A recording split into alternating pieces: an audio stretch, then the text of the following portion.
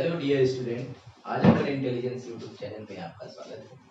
सर्वप्रथम आप सभी को विश्वदीप तथागत भगवान गौतम बुद्ध के जन्म दिवस की हार्दिक शुभकामनाएं, जिन्होंने भारत में ही नहीं पूरे विश्व में भारत को विश्व गुरु बनाने का दर्जा दिलवाया। आप सभी को उनके जन्म दिवस की हार्दिक शुभकामनाएं। हम लोग बात कर रहे थे केमिस्ट्री के लेसन सोल्यूशन पर, और इसमें हमने अपने 5 लेक्चर कंप्लीट कर लिए हैं। आज छठा लेक्चर है। इसमें हमको बात करना है हिमांक में औनमन। तो आप सभी को पता है कि हम लोग बात कर रहे हैं पिछले 2 लेक्चरों से अणुसंख्य गुणधर्म पर, और अणुसंख्य गुणधर्म में आपका लास्ट गुणधर्म है हिमांक में अवनमन। हिमांक में अवनमन मतलब हिमांक में कमी। तो हिमांक में कमी को समझने से पहले हमको यह समझना पड़ेगा कि हिमांक होता क्या है। तो क्या करना है, हमको पहले पढ़ना पड़ेगा हिमांक। हिमांक फ्रीजिंग पॉइंट। तो नाम से स्पष्ट हो रहा है हिम अंक। हिम मतलब बर्फ, अंक टेम्परेचर से रिलेटेड है कि वह तापमान जिस पर बर्फ सदृश वस्तु बन जाए। बर्फ मतलब क्या है, ठोस। तो वह तापमान जिस पर वस्तु ठोस अवस्था में परिवर्तित हो जाता है वही ताप क्या कहलाता है, हिमांक कहलाता है। परंतु हम इस परिभाषा से तो काम चला नहीं सकते, इसलिए इसके लिए प्रोफेशनल परिभाषा देनी पड़ती है। तो प्रोफेशनल परिभाषा को समझने से पहले हमको फिर से याद करना पड़ेगा वेपर प्रेशर। हम पिछले वीडियो में इस पे बात कर चुके हैं, और जो लोग इस वीडियो पे नए हैं, इस चैनल पे नए हैं, वो पुरानी वीडियो को डिस्क्रिप्शन बॉक्स में देख लेंगे। तो क्या हुआ, वेपर प्रेशर हमने बात किया था कि वाष्पन तथा संघनन की साम्य अवस्था पर द्रव की सतह पर डाला गया दाब क्या कहलाता है। तो वेपर प्रेशर क्या है, तो हमने बात किया था कि वेपर प्रेशर पे हमने बात किया कि वाष्पन तथा संघनन की साम्य अवस्था पर द्रव की सतह पर डाला गया दाब ही वाष्प दाब कहलाता है। अभी वाष्प दाब जो होगा ज्यादा भी हो सकता है, कम भी हो सकता है, लेकिन इसके लिए शर्त क्या है कि वाष्पन और संघनन दोनों की साम्य अवस्था, दोनों की दर बराबर होनी चाहिए। मतलब वाष्प में परिवर्तित होने की दर और वाष्प का द्रव में परिवर्तित होने की दर बराबर होनी चाहिए। तो उसे हम वेपर प्रेशर या वाष्प दाब के नाम से जानते हैं। तो अगर कोई लिक्विड है और जब हम इसको गर्म करते हैं तो वाष्पन की दर बढ़ती है, फिर संघनन भी बढ़ता है। तो वाष्पन और संघनन की दर बढ़ती है कब, जब इसको गर्म करते हैं तब तो वेपर प्रेशर ज्यादा होगा। लेकिन अगर ये ठंडा करते हैं, इसका जब टेम्परेचर कम करेंगे तो अणुओं की गतिज ऊर्जा कम होगी। जब अणुओं की गतिज ऊर्जा कम होगी तो वाष्पन और संघनन की दर भी कम होगी। जब वाष्पन और संघनन की दर भी कम होगी तो वेपर प्रेशर भी कम हो जाएगा। तो क्या होगा, वेपर प्रेशर कम होता चला जाता है। तो हर एक, जैसे हमको पता है पदार्थ की कुल 3 अवस्थाएं। कितनी अवस्थाएं, 3 अवस्थाएं, ठोस, द्रव और गैस। तो गतिज ऊर्जा सबसे ज्यादा किसकी है, गैस की। उसके बाद किसकी है, उससे कम द्रव की। सबसे कम किसकी है, ठोस की। तो ठोस के कणों की गतिज ऊर्जा कम है। जब गतिज ऊर्जा कम होगी तो वेपर प्रेशर भी इसका सबसे कम होगा। तो वेपर प्रेशर हम बात करते हैं यहाँ पर, तो सबसे कम वेपर प्रेशर इसी का होगा, और सबसे ज्यादा वेपर प्रेशर भी, क्योंकि इसके कणों की गतिज ऊर्जा कम है, इसकी उससे अधिक, इसकी उससे अधिक है। तो इसका वेपर प्रेशर सबसे अधिक होगा, इसका वेपर प्रेशर सबसे कम होगा। तो हम बात करें द्रव की। अगर द्रव को ठंडा किया जाएगा तो कणों की गतिज ऊर्जा कम हो जाएगी, और जब गतिज ऊर्जा इतनी कम हो जाए कि इसका वाष्प दाब ठोस अवस्था के वाष्प दाब के बराबर हो जाए, तो उसी ताप को हम क्या बोलते हैं, हिमांक के नाम से जानते हैं। क्या, वह ताप जिस पर किसी द्रव का वाष्प दाब, जिस पर किसी द्रव का वाष्प दाब ठोस अवस्था के वाष्प दाब के बराबर हो जाता है, उसी ताप को हम विलयन का हिमांक के नाम से जानते हैं। अब द्रव के हिमांक के नाम से जानते हैं। तो लिखेंगे वह ताप जिस पर द्रव का वाष्प दाब ठोस अवस्था के वाष्प दाब के बराबर हो जाता है, क्या कहलाएगा? द्रव का हिमांक कहलाता है। इतनी बातें तो हो गई, ये हमने हिमांक जाना, लेकिन हमको बात क्या करनी है? हिमांक में अवनमन। तो इसमें क्या होगा? हिमांक में अवनमन पे बात करेंगे। तो अब इसी को हम थोड़ा सा आगे बढ़ा देते हैं। क्या? यदि किसी द्रव में अवाष्पशील विलेय पदार्थ मिला दे, हम इस पे बात कर चुके हैं। क्या? यदि किसी द्रव में अवाष्पशील विलेय पदार्थ मिलाते हैं, तो हमको पता है कि यदि हम अवाष्पशील विलेय पदार्थ मिलाते हैं, अवाष्पशील नॉन वोलेटाइल विलेय पदार्थ मिला लेंगे, तो वेपर प्रेशर और कम हो जाएगा। वेपर प्रेशर क्या हो जाएगा? और कम हो जाएगा। जब वेपर प्रेशर कम हो जाएगा, तो इसका जो वाष्प दाब है, द्रव का वाष्प दाब ठोस अवस्था के वाष्प दाब के बराबर और कम टेम्परेचर पे हो जाएगा। यही टेम्परेचर का कम होना ही क्या कहलाएगा? हिमांक में अवनमन कहलाता है। कैसे? क्या बोलेंगे? यदि किसी द्रव में अवाष्पशील विलेय पदार्थ मिलाते हैं, तो वाष्प दाब में अवनमन हो जाता है। वाष्प दाब में अवनमन हो जाए मतलब वाष्प दाब और कम हो जाएगा। हमने भी इस पहले ही बात किया था कि द्रव का वाष्प दाब कम होगा। कितना कम होगा? ठोस अवस्था के वाष्प दाब के। द्रव का वाष्प दाब ठोस अवस्था के वाष्प दाब के बराबर हो जाएगा। तो क्या? द्रव का वाष्प दाब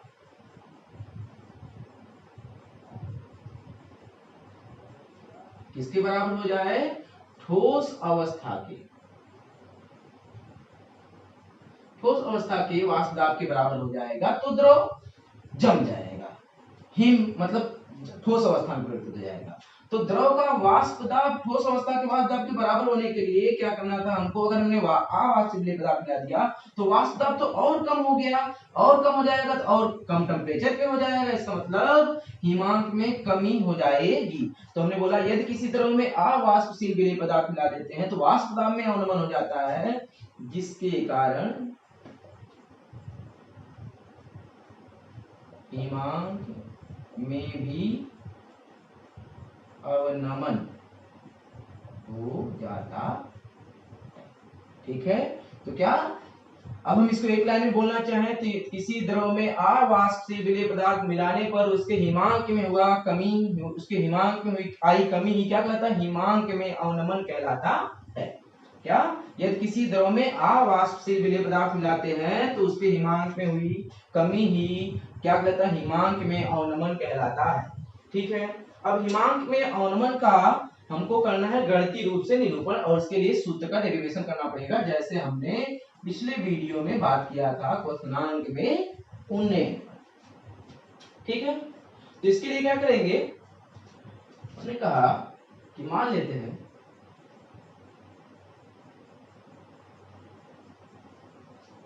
ग्राफ बनाते हैं टेम्परेचर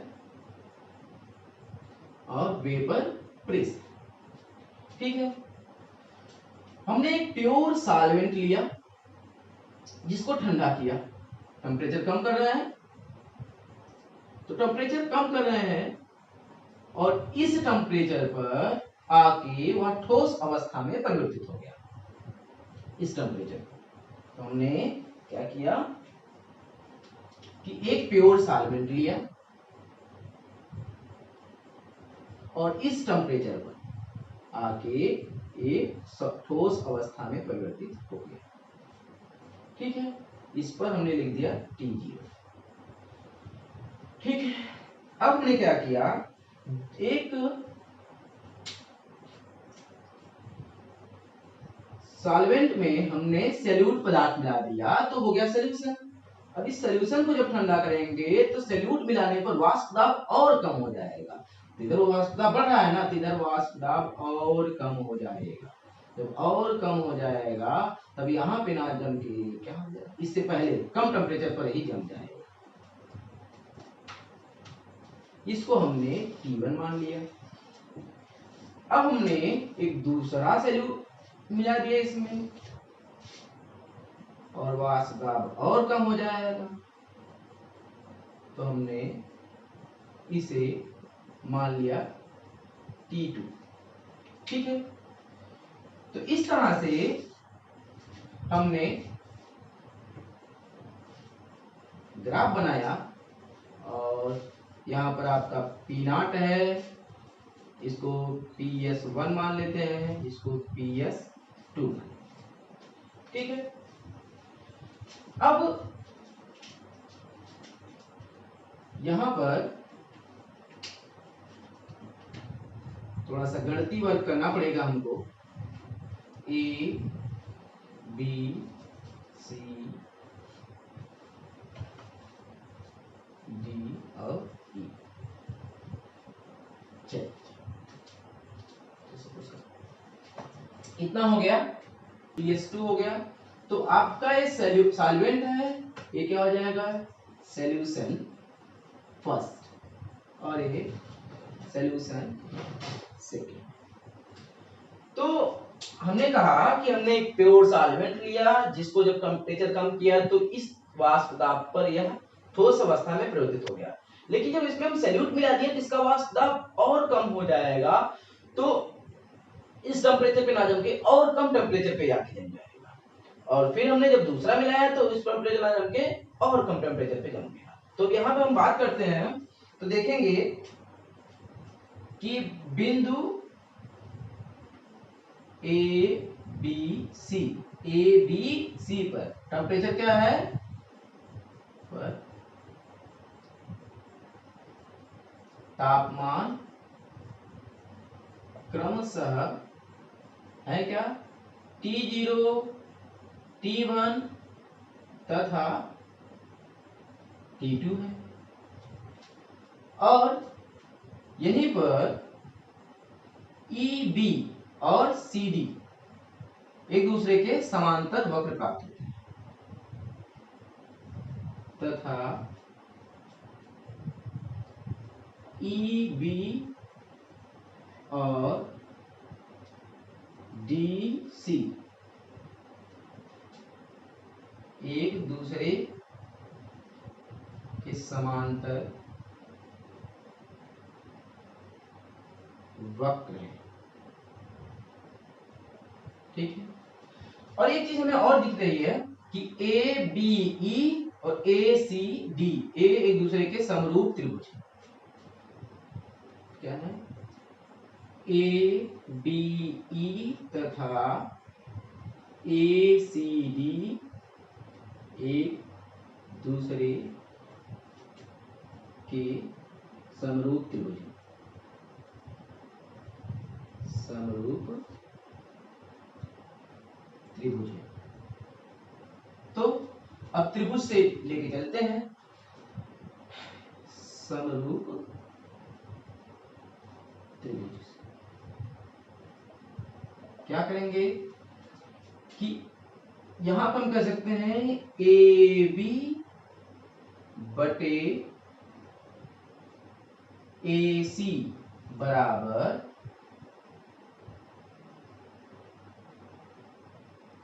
EB या BE बटे DC। ये एक दूसरे को हो जाएगा या एक दूसरे को हो जाएगा, इसके बटे इसके। इतना कर सकते हैं। तो AB की जगह पर हम लिखेंगे क्या, P0 माइनस PS1। यहाँ पे क्या लिख देंगे, P0 माइनस PS2। यहाँ पे क्या लिखेंगे, T2 का मान, T1 का मान ज्यादा है, T2 का मान सॉरी T0 का मान ज्यादा है, T1 का मान कम है, तो हम लिखेंगे T0 माइनस T1 बटे T0 माइनस T2। इतना कर सकते हैं। अब देखिए अंतर है, ये क्या है, अंतर है। अब यही अंतर तो पहले T1 था, अब T0 हो गया, सॉरी पहले T0 था फिर T1 हो गया, तो टेम्परेचर कम हुआ। टेम्परेचर कितना कम हुआ, वही अंतर ज्ञात करना है, क्या क्वथनांक में अवनमन कहलाएगा। तो हम इसको लिख क्या सकते हैं, इसको लिख सकते हैं कि अंतर को अगर करना है P naught minus PS1 upon P naught अपेक्षित अवनमन बटे P naught minus PS2 upon P naught equal to, यहाँ पे हो जाएगा डेल्टा T1 या, और यहाँ पर जाएगा डेल्टा T2, या इसको लिख सकते हैं डेल्टा TF1, यहाँ पर डेल्टा TF2, यह पर फ्रीजिंग पॉइंट। इतना कर सकते हैं। तो हम बोल सकते हैं क्या, हिमांक में अवनमन किस पर डिपेंड कर रहा है, वाष्प दाब में आपेक्षित अवनमन के। तो हम इसको कर सकते हैं आगे जाके, क्या लिख सकते हैं, अर्थात वाष्प दाब में, सॉरी हिमांक में अवनमन डिपेंड करता है वाष्प दाब में आपेक्षित अवनमन के। क्या, हिमांक में अवनमन डिपेंड करता है किस पर, वाष्प दाब में अपेक्षित अवनमन के। और हम पिछली वीडियो में देखे हैं कि वाष्प दाब में अपेक्षित अवनमन डिपेंड करता है किस पर, N अपान कैपिटल N के। इस बात को याद रखना पड़ेगा कि जब भी हमें डिराइव करेंगे तो किसके लिए, तनु से विलयन के लिए। लिख देते हैं यहाँ पर तनु विलयन के लिए, ठीक है। तो तनु विलयन के लिए डिराइव करते हैं। तो तनु विलयन के लिए वाष्प दाब में अपेक्षित अवनमन स्मॉल n अपन कैपिटल, स्मॉल n क्या है, विलेय का मोलों की संख्या, और ये क्या है, विलायक के मोलों की संख्या। तो हम इसको डायरेक्टली यहाँ पे लिख सकते हैं क्या, कि TF इस प्रोपोर्शनल टू n क्या कह सकते हैं, पदार्थ की मात्रा बटे उसका अनुभार, और कैपिटल N क्या लिखेंगे, पदार्थ की मात्रा बटे उसका अनुभार। तो पदार्थ की मात्रा कैपिटल N को कैपिटल W से गुणे कैपिटल M उल्टा हो जाएगा। तो क्या बोलेंगे, यम अनुभार दोनों सॉल्वेंट दोनों में समान है, ठीक है,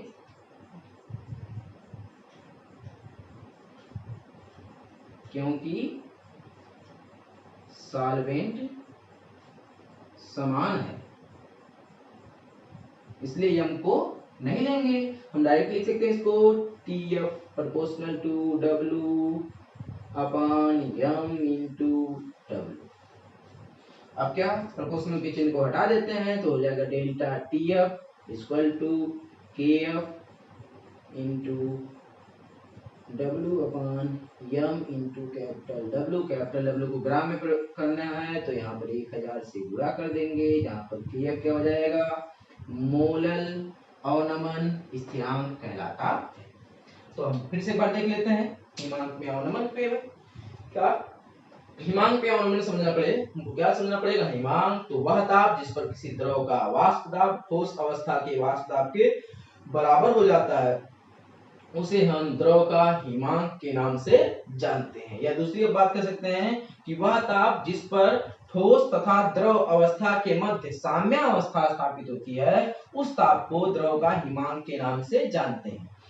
यदि उसी द्रव पदार्थ में अवाष्पशील विलेय पदार्थ मिला देते हैं तो वाष्प दाब में अवनमन हो जाता है, जिसके कारण हिमांक में भी कमी आ जाती है। इसी कमी को हम हिमांक में अवनमन के नाम से जानते हैं। अब तनु विलयन के हम हिमांक में अवनमन का थोड़ा सूत्र ड्राइव करते हैं। तो हमने कहा कि मान लेते हैं प्योर सॉल्वेंट है जिसको ठंडा करते हैं तो यह T0 टेम्परेचर पर ठोस अवस्था में परिवर्तित हो जाता है, लेकिन जैसे सॉल्यूट मिलाएंगे या इतने कम तापमान पे ना होके और पहले ही और कम तापमान पर ही आके जम जाएगा।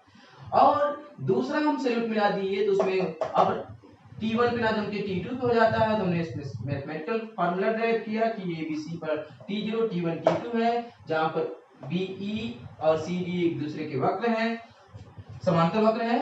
ABE और ACD एक दूसरे के समरूप त्रिभुज है। तो समरूप त्रिभुज से हमने लिया कि AB बटे AC और फिर EB बटे DC कर दिया, हमने सारा मान रख लिया।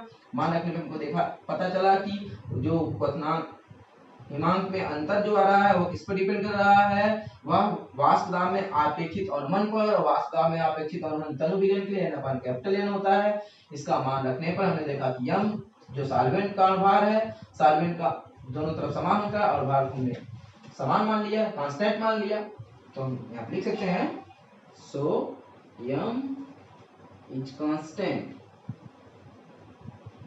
ये कांस्टेंट हो जाएगा तो हमने सारा मान रख लिया और ये हमको जो प्राप्त हुआ है हिमांक में अवनमन का सूत्र प्राप्त हुआ। आप इसका स्क्रीनशॉट लीजिए, फिर इसके बाद हम एक्सरसाइज पे बात करते हैं।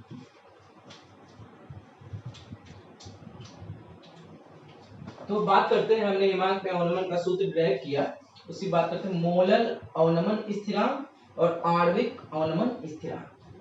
तो मोलर अवनमन स्थिरांक पे बात करते हैं।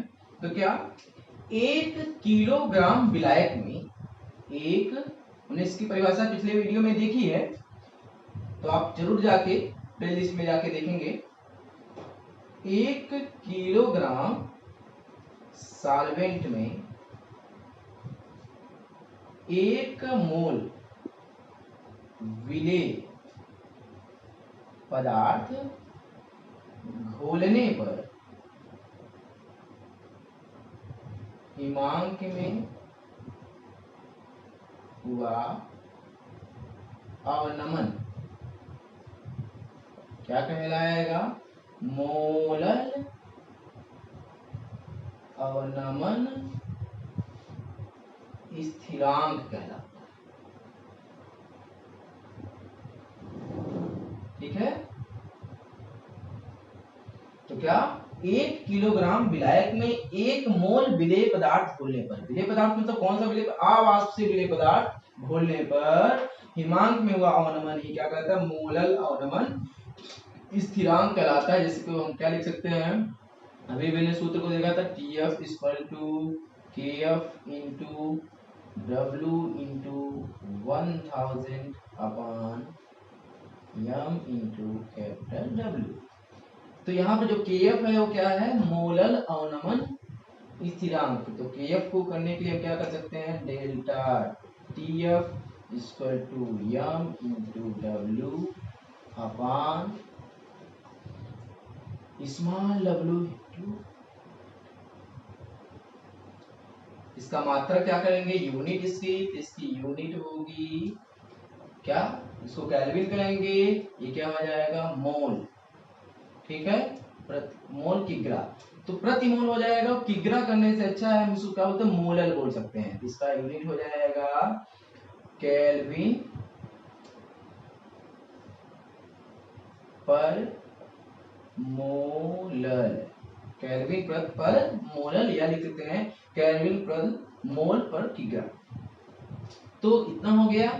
दूसरा हम बात करते हैं आणविक अवनमन स्थिरांक। तो इसमें क्या हो जाएगा? 100 ग्राम सॉल्वेंट में 1 मोल विलेय पदार्थ घोलने पर हुआ हिमांक में अवनमन ही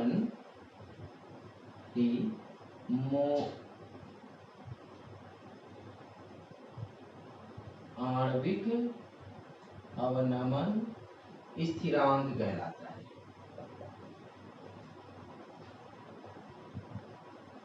ठीक है, 100 ग्राम विलायक में 1 मोल विलेय पदार्थ घोलने पर हिमांक में हुआ अवनमन ही आणविक अवनमन स्थिरांक कहलाता है। जिसको हम कैसे लिखेंगे? इसके लिए हम लिखेंगे delta TF = K into W into, यहाँ पे 100 का 1000 का क्या लिखेंगे? 100 upon M into capital W। पक्षांतर करके लिख देते हैं, K बराबर delta TF into M into capital W upon M into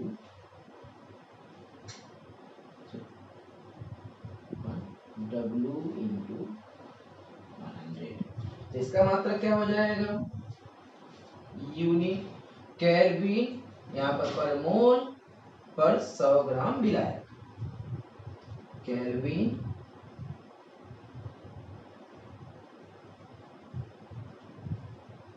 फिर क्या? पर मोल पर 100 ग्राम विलायक। ठीक है, इसका मात्रक हो गया। इतना करने के बाद आप इसका स्क्रीनशॉट लीजिए, फिर हम इस पे एक दो एक्सरसाइज कर लेते हैं।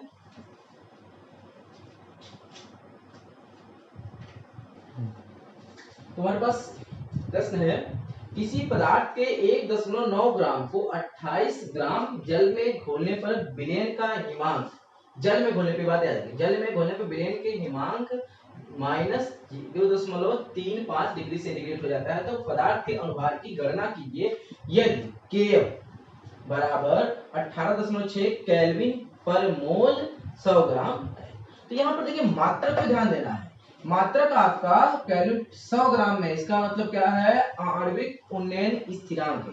ये क्या है, आणविक उन्नयन स्थिरांक दिया है। और ये इस वाले प्रश्न में देख लेंगे तो केल्विन मोलरता इनवर्स है, यहाँ पे क्या है, मोलर अवनम स्थिरांक। तो हमेशा मात्रक पे ध्यान, ये साइन के में कोई ज्यादा अंतर नहीं।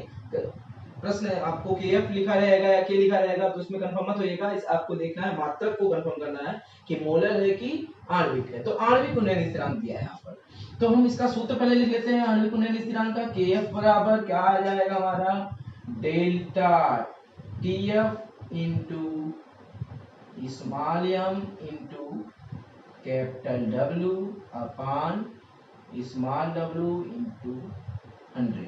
यही सूत्र आपका है और आपको ज्ञात करना है यम, या इस सूत्र को करें या तो पक्षांतर करके मेन फार्मूला लिख लें। तो डेल्टा TF बराबर KF इंटू